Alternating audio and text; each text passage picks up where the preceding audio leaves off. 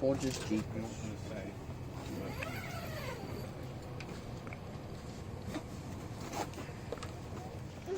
Good morning. It's our last day at the seaside. It's been 8 whole days of glorious sunshine. We do have a few clouds in the sky there, and those are the first clouds that we've seen in the sky all week. Those are the kitties over there.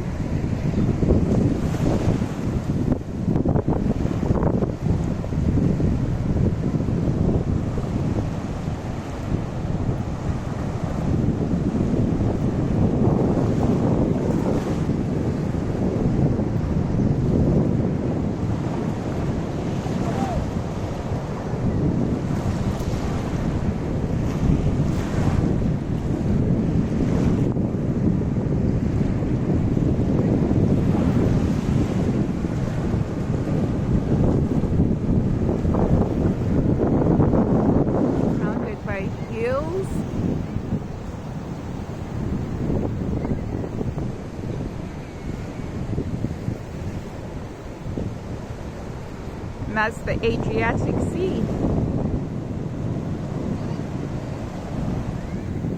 That's been our spot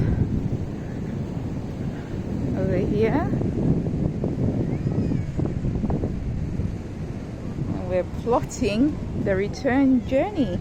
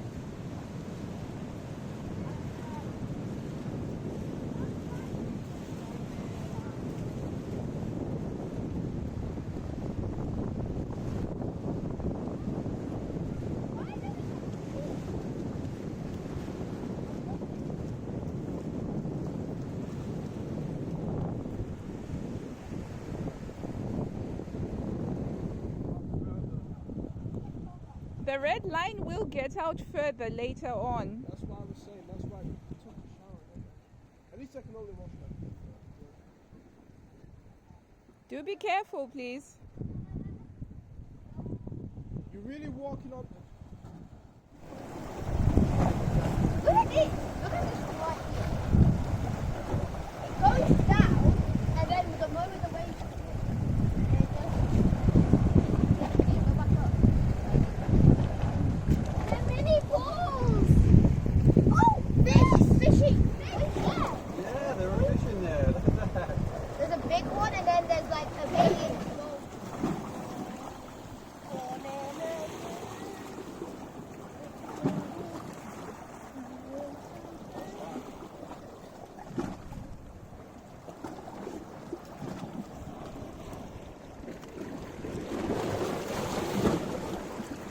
Whoa, what are these things?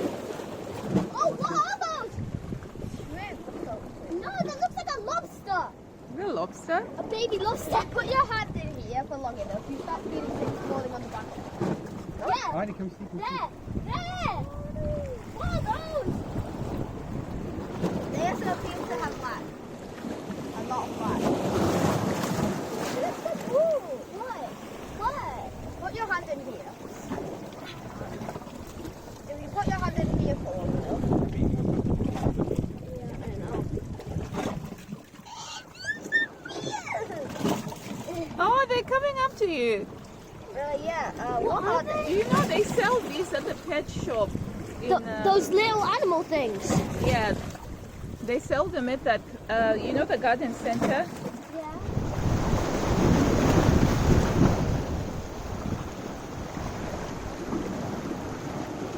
We did actually. Oh, James is too scared. It's just a little jaunt to where the traditional fishing platforms are. So this area used to be fishing and agriculture before tourism sort of took over a few decades ago or so. And in fact, one of the nearer towns that we went and visited yesterday, Peskishi, is literally means fish us. It's the name of the town. But yeah, it's very hot and very humid today. We're just sweating the whole time. But the Adriatic Sea is really beautiful, truly stunning. I've never seen so many wonderful, brilliant shades of blue in the sea before. And also the sand is a beautiful golden, soft, silky sand. You can sit on it and it's just so comfortable. In fact, we've stopped bringing the beach towels that we were putting on between the sand and us. I mean, I still can't stand sand inside the tent or inside a house, but I must say that this beach here, it's made me look on sand differently. But yes, look at those beautiful blues. Absolutely wonderful. All right, we're getting ready, packing our stuff over here. Yeah. These caddies were really very useful. You put them in like so, and then you take them apart and they go into the air beam. That was really good. Another great thing was the uplighters that stick on using Velcro, and you can use whatever lights you want. We use these ones. You turn on, and then they go for warm light, and then it's turn off. But also they've got the hooks so that you can hypothetically hook them on. So if you see here, you've got the little Velcro things. You can actually hang those over there. So those were good. So we have those over there. One of the things I'm really pleased with is the Velcro strips worked really well. So I put some Velcro down there to keep the tent carpet. This is the Velcro strip. And so what I did was I've got the fuzzy bit on the top, and then I've got the other bit on there. And the entire time the tent carpet has stayed solid. So I'm going to do the same thing for in here as well. I'll be putting some Velcro in here. The tent carpet for this room, we were having to unzip this separation in order to lay the tent carpet, but I'm going to be using my scissors now, and I'm going to cut along here so that there's two separate tent carpets.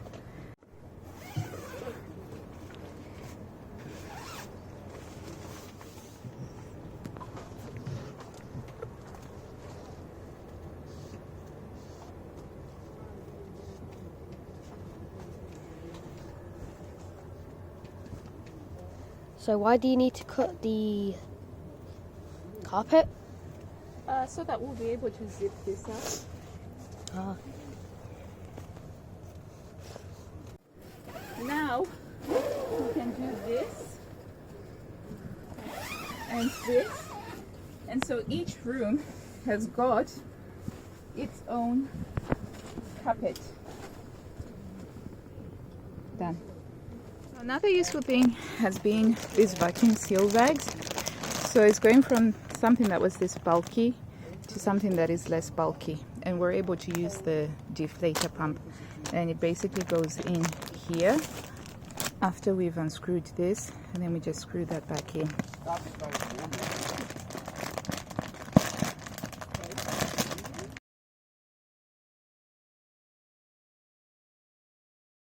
Yep.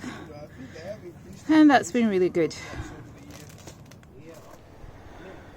Taking down the tent, you have to brush off.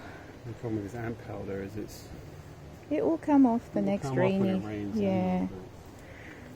So we had to put loads of ant powder for the ants, and even when we stopped the ants from getting in on the ground, we were finding ants trailing up and so we had to put the ant powder on, but it will be okay.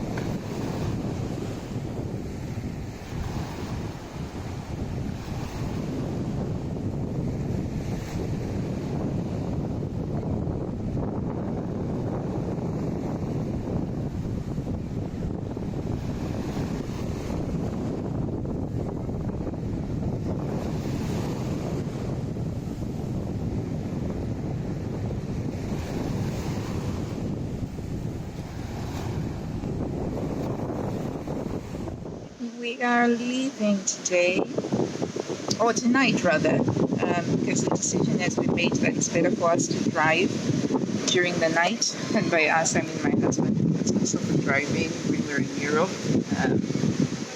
And yeah, so we're enjoying the last couple of hours at the beach, at the seaside.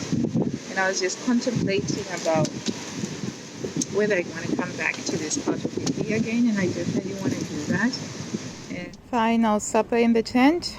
This section is closed. We are losing. I thought the ship was gonna do a 360 or 180 to get around, because this is where we came in, isn't it? Well, I must have done a 360 do. They'll probably do the same thing on the way out. Moving very fast. Because I saw it do a 180, but I haven't seen it do a 360. Well, Moving remarkably fast for a ship. so there's the two boats coming in out there that are going to take our place as soon as we're out. Yeah. You see, there's a green light system. Yeah. If the light is green, you Oh, and you can see the clouds. Oh yeah. Yay, England! Yay, woo! Cover forest? What do you think that blue? Why do you think that like splotches of cold blue? Do you think it's because it's deep there? It might be, or it might just be mud. Because it's I don't think here. It looks more. You got muddy, maybe. or it's just rock, maybe lower down, maybe. probably because it's deep. Anyway, off we go, leaving Europe, back to England. We are back home now after driving a marathon 22 hours in total of actual driving time. But of course, the camping trip doesn't finish just because we've arrived home. We have to do the decamping. So I'm just going to show you what we do when we do our decamping process here. Oh, we're still camping? Yeah, we're still camping. I mean, if you look at, hang on, all this, that's our tent over there, and our tent carpet, and our tent doormat, Our beach stuff. all of our beach stuff, everything is over here. And so we have to finish decamping. That means putting everything away, cleaning up all the stuff that needs to get cleaned up. No. Okay, so for the decamping process, I have with the things to do that need to be done, and then I have things to get, and I've made some notes about sun, sea, and sand. So this was a sun, sea, and sand holiday, and so one of the things is that we needed sliders and not flip-flops. Flip-flops didn't work very well, we didn't have any beach towels. And I get this information from, I have this notebook of mine that I take everywhere with me. And so on the 15th of August, I was collecting notes from various bits and pieces. And so it's got observations and things that I need to sort out. So for instance, you definitely need to get a long broom for sweeping the tent, because so far we've been using a brush and pan, but doing that every day for such a long period of time was really bad on the back. So we actually picked one up in Italy. And so I will put them here and I'll stick this up, and then I will go along with everything that needs to be done. And then one of the big decamping jobs that we have to do is to clean the car, like thoroughly clean the car. Because for us, one night heading out, we slept for a few hours in the car. And for 2 nights coming back to England, we also slept for a few hours in the car. So we just parked up at one of the motorway services over in Belgium, and then in France as well. And we just had a bit of a snooze, as you do. So the car needs a thorough cleaning. And because the children were also eating in the car, which we normally don't do during our daily lives, but if you're going to be spending 8 to 9 hours driving, the kids will have to eat at some point in the car. So we need to also clean that up. Plus, we probably have a lot of dead ants, because the place that we were parked at Had loads of ants. So many ants. They were crawling literally everywhere. Yeah. Like, it's okay. every single bin bag we had, within like one day, it was literally heaving with ants. Everywhere you'd look, it was literally just black. Black. A little bit of white, a little bit of other colours there, but then it's just a bunch of black or brown ants. And so the ants were also getting into the car. They would get into the car. And after we realized that this was happening, we had to put ant powder around all the bits of the car that came into contact with the ground, because as long as you can do that, you can stop them from crawling up. So we ended up every night making sure that we had some ant powder around the wheels, basically. But that meant that there was loads of ants in the car, because the car was full of crumbs of food and bits and bobs of food, and so the ants will find them no matter where they are.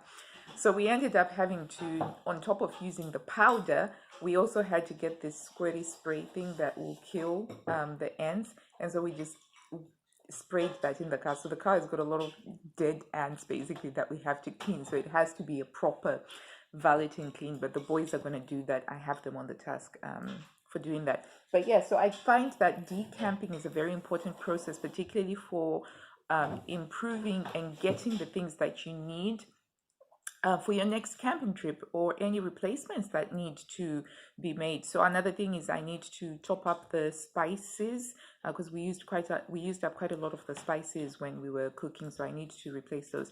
And you may be thinking, oh, but Hila, that's something that we can do before the next camping thingy.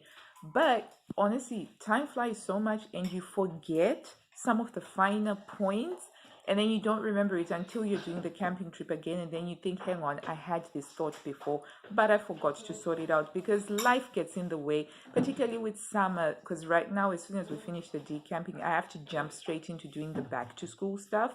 I have to be getting the uniforms, etc. So I know that a lot of these impressions that are still very strong and very fresh, they're gonna be gone completely, and I'll begin to rationalize. So for instance, with the broom situation, right, I would just think, oh, I can't be asked to look for a long broom. But actually, it was really bad on the back to try and sweep up the whole tent regularly, which we had to do because of the sand and the ends, and making sure you could not afford to leave any food crumbs lying around. You couldn't at all. So we need to have a long broom for that. But I know for a fact that if I don't get that sorted now, I will rationalize it later on and just be like, oh, but do we really?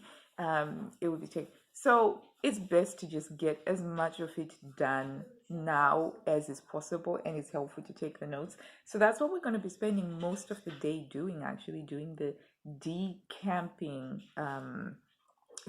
process.